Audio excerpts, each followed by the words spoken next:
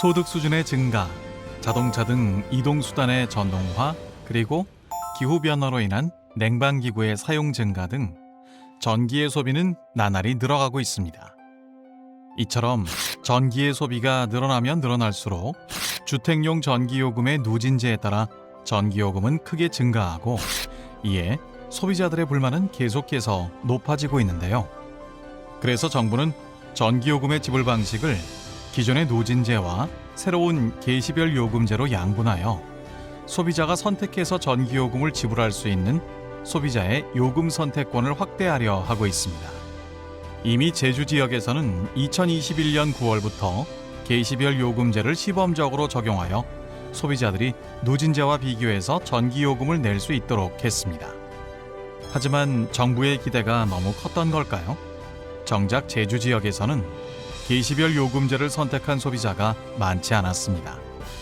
제주 지역의 많은 소비자들은 왜 계시별 요금제를 선택하지 않았을까요? 전기요금도 통신요금처럼 다양한 요금제가 가능할까요?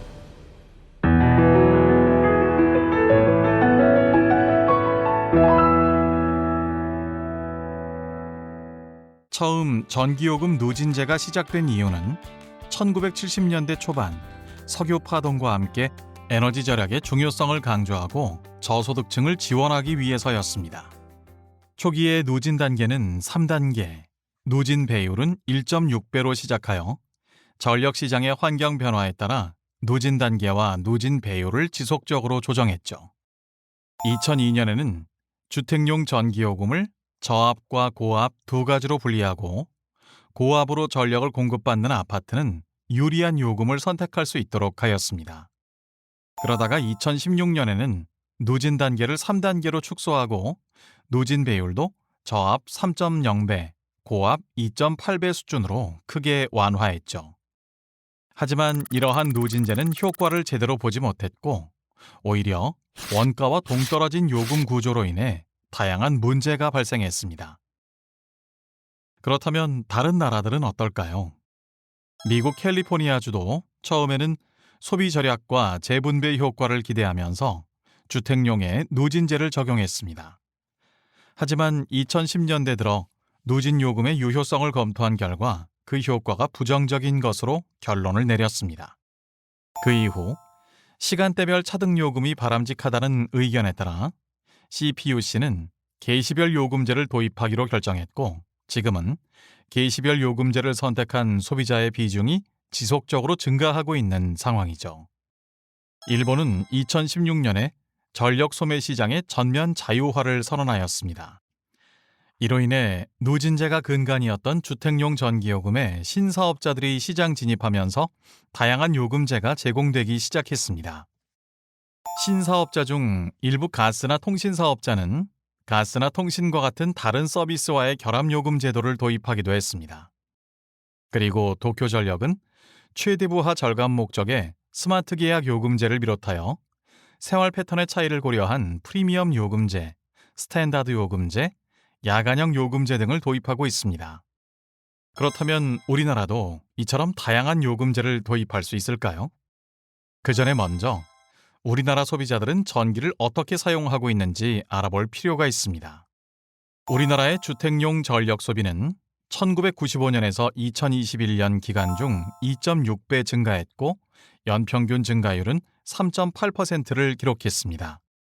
주택용 전력 소비는 여름과 겨울에 증가하는 뚜렷한 계절성을 보이는데, 최근에는 여름의 변동성이 크게 확대되고 있습니다. 그리고 특히 2015년 이후 변동성이 확대되는 모습을 보이는데, 이는 누진 요금 완화 및 누진 일구간 확대 등에 따른 실질적인 요금 인하 효과가 반영된 결과입니다. 이처럼 주택용 전력 소비 증가에도 불구하고 부하 패턴은 매년 비슷한 모습을 반복하고 있습니다. 21시에 최대를 기록한 후 08시까지는 수요가 지속 감소하고 이후 증가세로 전환되어 08시까지 상승합니다. 그리고 09시에서 17시까지는 비슷한 수준을 유지하거나 완만하게 감소하다가 17시 이후 수요가 증가하기 시작하여 21시 정도까지 지속적으로 증가합니다. 주택용 전력의 요일별 부하 패턴을 보면 근무일과 주말 사이에 차이는 거의 없고 월별로도 유사한 모습을 보이고 있습니다.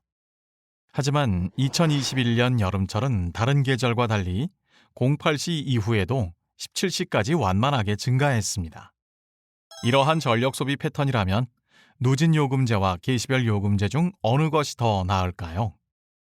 제주 지역은 전력 순부하 패턴이 육지와 달라 개시별 시간대 구분도 차이를 보였습니다. 제주 지역은 현재 모든 계절에 동일한 시간대 구분을 적용하고 있습니다.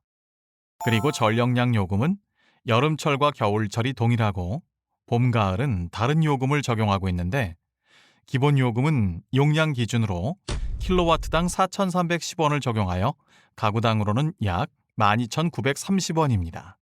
그래서 개시별 요금과 기존 누진 요금을 비교하면 두 요금제의 요금 지출이 같아지는 전력 소비량은 높은 수준에서 결정되고 있습니다. 겨울과 봄, 가을은 월 소비량 500kWh 정도, 그리고 여름은 600kWh 수준인데 소비량이 상기 수준을 초과해야 개시별 요금제의 전기요금이 누진제보다 낮게 되어 개시별 요금제를 선택한 가구 비율이 매우 저조하였습니다. 이러한 소비 패턴을 기준으로 전력 소비량이 400kWh인 경우 현행 누진 요금과 요금 부과액이 일치하도록 개시별 모의 요금을 설정하고 현 요금제와 비교해 보았습니다. 그 결과 부하 패턴 차이에 따른 개시별 요금제의 전기요금 절감 효과는 크지 않을 것으로 판단되었습니다. 그렇기 때문에 제주 지역 소비자들은 전기요금 개시별 요금제를 많이 선택하지 않았던 것으로 분석됩니다. 그래서 이번엔 1,700여 세대로 구성된 아파트 단지의 개시별 요금제의 영향을 분석해 보았습니다. 먼저 개시별 모의 요금, 실증 사업의 일반형 및 집중형 요금과 현행 주택용 저압 요금 하에서의 월 평균 전기 요금을 비교 분석해 보았습니다. 소비량별 전력량 요금 구입 단가는 개시별 요금제의 세 요금 모두 수평으로 나타났습니다. 다만 가구별 부하 패턴의 차이로 직선이 아니고 밴드의 형태를 보였으며 개시별 요금제와 누진 요금제에서 전기요금이 동일하게 되는 전력 소비량 수준은 계절별로 차이를 보였습니다. 그렇다면 만약 소비자에게 요금 선택권을 준다면 전기요금을 얼마나 절약할 수 있을까요? 집중형의 경우 현 저압요금에서보다 개시별 요금을 선택할 때 전력량 요금이 인하되는 가구는 8월의 경우 157가구로 전체 가구의 약 9% 정도로 추정됩니다.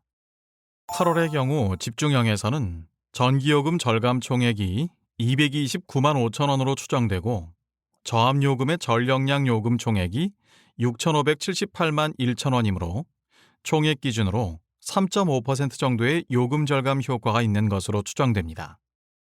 일반형은 요금 수준이 가장 낮게 설계되어 일반형으로 전환하면 전체 가구의 11% 정도인 195가구의 전력량 요금이 절감되는 것으로 추정되어 총 전력 요금은 4.4% 절감됩니다. 하지만 이러한 저압 대비 요금 절감액은 한전의 판매 수입 감소를 의미합니다. 개시별 모의 요금이 원가보다 약간 낮은 수준에서 설정되었으므로 원가를 고려하여 요금 수준을 결정해도 판매 수입 감소는 불가피함을 알 수 있습니다.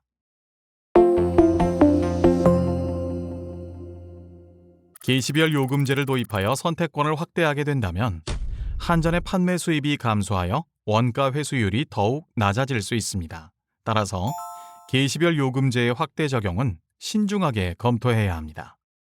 지금의 아파트의 전기요금 계약 방식은 개별 세대가 원하는 요금제를 선택하기에는 적절하지 않아 다양한 요금제 선택이 가능한 방식으로 개편할 필요가 있습니다. 그리고 주택용 누진 요금과 낮은 기본 요금으로 인해 개시별 요금제를 도입하게 된다면 소비량이 많은 가구만 요금이 절감되어 형평성의 문제 등이 제기될 수 있습니다. 또한 개시별 요금제의 시간대 구분을 조정할 필요가 있습니다. 이처럼 해결해야 할 정책 과제를 고려할 때 개시별 요금제 확대를 조기에 추진하는 것은 바람직하지 않은 것으로 판단됩니다. 따라서 AMI 보급과 원가 회수율이 적정 수준에 도달할 때까지 추진을 연기하되 적정 수준은 정부, 전문가, 소비자, 판매 사업자로 구성되는 위원회에서 결정해야 합니다. 또한 소비자의 요금 선택권 확대를 원활하게 추진하기 위한 개선 작업은 지속되어야 합니다. 특히 누진 축소 및 기본 요금 조정 등을 추진하고 저소득 가구에 대한 비용 부담 증가는 복지 할인 요금 조정 등을 통해 보완할 필요가 있습니다. 만약 여러 가지 문제에도 불구하고 조기에 확대 적용을 추진한다면 요금 수준은 최소한 주택용 원가를 반영하는 수준에서 결정해야 할 것입니다. 현재 요금 수준으로 계시별 요금 단가를 결정할 경우 판매 수입 감소와 함께 향후에 요금 조정이 구조적으로 어려울 가능성을 배제하기 어려울 것입니다. 마지막으로 주택용 저압과 고압 요금의 적정성에 대해서도 검토해야 합니다. 주택용 전기요금을 저압과 고압으로 분리한 시기와 현재와는 누진 정도가 크게 달라 저압과 고압 요금 차이가 적절한지 검토해야 합니다. 그리고 누진제 조정으로 단일 계약 방식이 유리해지면서 종합계약에서 단일 계약으로 전환한 아파트가 크게 증가할 것입니다. 따라서 계시별 요금제 도입과 관련하여 적정성 분석이 필요합니다.